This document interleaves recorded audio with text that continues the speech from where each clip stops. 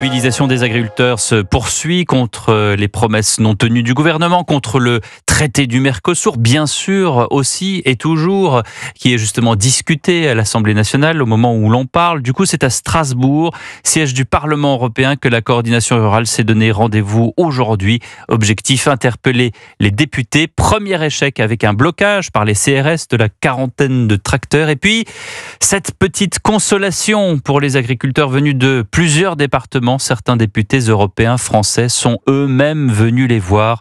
Reportage de la correspondante d'Europe 1 à Strasbourg, Mélina Fachin.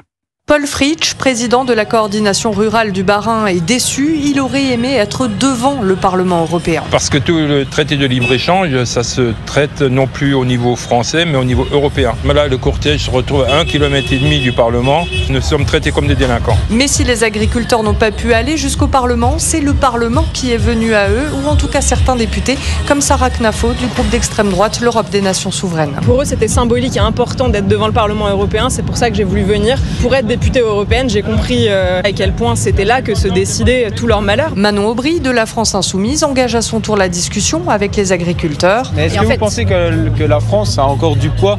Déjà, si la prochaine fois vous venez à 500 tracteurs ou 1000 tracteurs devant le Parlement... Je compte sur vous pour nous les mobiliser, y a pas de Ah problème. mais grave, il n'y a que ça qui fera bouger les choses. Ou encore le député socialiste François Calfon. Eh bien, nous allons mettre la pression pour convaincre les Allemands, les Autrichiens, pourquoi pas les Espagnols. Même si l'espoir est mince, députés et surtout agriculteurs espèrent encore l'abandon du traité du Mercosur.